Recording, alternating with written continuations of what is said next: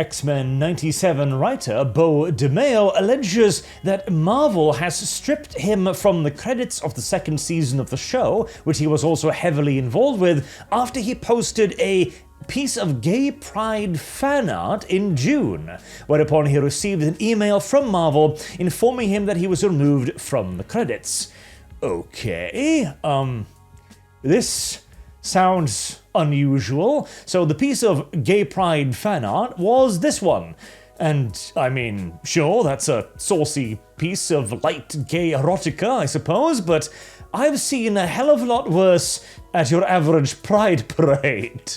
Something that both Disney and Marvel seem very, very happy with, so, okay, this is a pinch weird, and it would be an egregious overstep from Marvel if that was the case, and speaking of the word egregious, this was roughly where I summarized the beginning of my first video on this topic, but as it is apparently a hotly developing one, well, Marvel has now fired back, saying that Beau DeMayo was fired for egregious misconduct.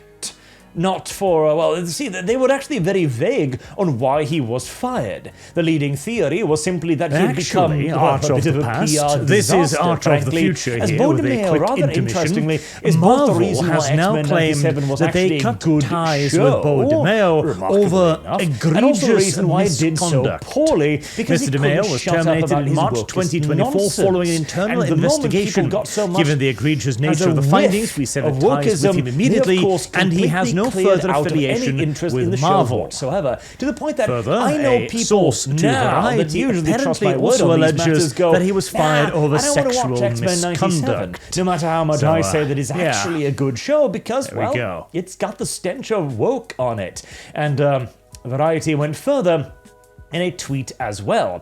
Mr. DeMayo was terminated in March 2024 following an internal investigation. Given the egregious nature of the findings, we severed ties with him immediately, and he has no further future affiliation with Marvel. Further, a source with knowledge of the investigation said it was sexual misconduct and that DeMayo repeatedly violated his termination agreement. And, well, I mean, it's a bit weird, this thing here. So he alleges to have been removed from the credits over his, well, gay fan art. But he doesn't actually elect to, replicate any of that email, not even a quote or a screenshot or anything. I mean, you're already in violation of your NDA, bruh, just by posting this, so might as well go all in, right? And so supposedly he was stripped from the credits not because of the gay fan art, but because of, well, the repeated violation of his termination agreement. And as much as I hate to side with Disney and Marvel, if I am forced to choose between who's telling the truth here, whether it's Beau DeMayo telling me that one of the most progressive companies on Earth, Disney, decided to order Marvel to remove him from the credits for posting this, or that, this individual right here might have had a problem with sexual misconduct, I'm sorry. For once in my life, I might have to side with the corporation. Not to pigeonhole you here, bruh, but, I'm just saying, we have a pair of allegations here, and one appears ever so slightly more likely than the other. But, okay, let's take this at face value for a moment, right? Because X-Men 97 is a very interesting piece. Well, it's a cultural landmark, in my opinion, really. We will look back upon this as one of the signifiers of the turning points in the culture war, because X-Men 97 is actually a good show. Again, a surprise, and it is a direct continuation of the original show. Beau DeMayo, for all of his alleged wandering hands, I guess, did a very good job on the show. There's very little woke in it, and what little woke there is, like, for example, Morph being non-binary, sort of kind of makes sense. I don't know if he was ever stated to have an original gender, but as somebody who fluently switches back and forth between male and female continuously, Yeah, he does kind of meet the definition of non-binary, frankly. And even the whole thing about him falling in love with Wolverine, I can also see. He used to be Wolverine's best friend before Morph betrayed the X-Men under the influence of Magneto. And Wolverine was one of the only ones who went after him and tried to get him back. It would not be at all particularly surprising if a person whose sexuality could be rather fluid in this case, would develop a crush on the one person that showed him kindness in a moment of extreme weakness. I can buy it. I really can. But the idea that Marvel would fire someone over this, here's the thing. Marvel and Disney are very progressive companies. Disney themselves, the creators of the gayest Star Wars ever.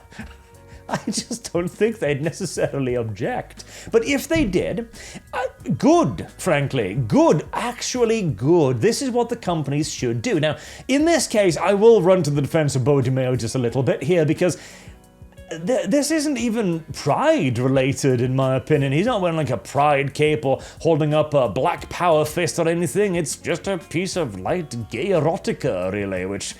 See, where Beau DeMayo prefers to plant his penis is really none of my business, nor any of my interest, frankly. It's utterly irrelevant to me what he wants to, spend his artistic talent on. But the ideology of woke and pride, for that is what they are. They are ideologies, they are political leanings, political institutions. Those I don't want to hear about in my entertainment. We know for a fact now they are political organizations, and they are rather expressly socialist. I don't want them in my X-Men. I don't want them in my Spider-Man. I don't want them in my Star Wars. I don't want them in my anything. And in a perfect world, perhaps you could have a creator talk about the things that he finds interesting, because he's a little bit of a midwit and hasn't really read into the things he believes, and then we could all just go like, ha ha ha, silly person, and then move on to enjoy the piece of entertainment he made regardless of that. But that is not the state we are in. We are in 2024, and if you are to wave the flag of propaganda in our face, or at the very least say that you are going to do so without even actually doing so, we're going to turn off your show. And this is why X-Men 97 only gained, 4 million views in 5 days on Disney Plus, a platform with 157 million subscribers, an X-Men show, an old-school continuation of the original legendary series X-Men show. That is a flop and a failure and beyond it. I mean, these are YouTube numbers, and if a YouTube creator with 157 million subs generated 4 million views on a video in a week, he'd start asking himself some tough questions about what he did wrong with that video. But, Marvel and Disney perhaps not quite so much, really. And, of course, it was ruined by, again, the political part of it. That was what ruined it. Beau DeMayo going out and saying, the X-Men have always been woke. No, they haven't. Woke is a very current-day ideology who has essentially managed to do the rather brilliant cultural coup of taking credit for the actions of liberalism.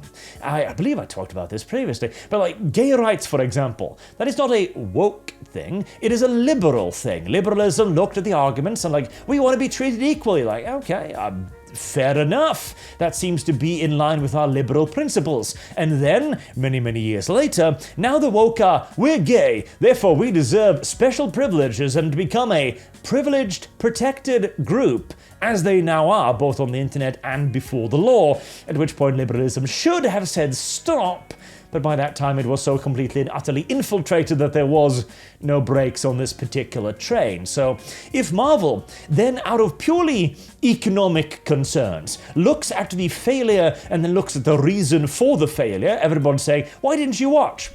Sounded like woke garbage. And then decides, You can't actually post any pride-related stuff, Mr. Creator, because we would like to put a gag order on you. We would like to earn back the money we've invested, so you...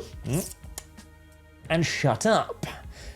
Fine, fair, and ideal, in fact. In the current year, I would prefer to be able to judge a piece of entertainment entirely on its quality, or lack thereof, as see Borderlands, for example, rather than whether or not the creator is politically motivated. Because if he is, well, I can be 99% certain about the quality of his creation, and X-Men 97 will just happen to be a nice exception to the rule. Though, again, he does strike me a little bit as a blowhard and a braggart, a little bit, because, again, it's like, oh, the X-Men have always been woke. You don't understand the meaning of the word woke. And then to come up with, I mean, again, if Marvel did this, color me drastically surprised, especially with the rapidity of the reaction as well. Surely if Marvel knew that there was an email out there proving what he alleges, would they be quite so strident in their condemnation? I don't know, bruh. I don't know if I believe you on this one. I feel as if you are trying to sell me a very large, a very red, and a very famous bridge, but even if it isn't, good on Marvel, frankly. What do you guys think, though? Do you believe Beau DeMayo? Do you believe Marvel? I mean, I just see two shit-flinking little primates here, throwing dirt at one another. Like, he did this, he did that. That's the bad person, this is the bad person. These are firing for pride posts. This guy has been fired for egregious violations. Like, none of this has any weight or substance behind it. Neither side appears to actually be presenting any factual or evidence here. I'm starting to wonder if this is simply just some kind of enormous office spat, because Beau DeMayo proved that he could write a good entertainment story, and, well, just for that alone, I'd like him to continue, even if he apparently has some interesting backstories.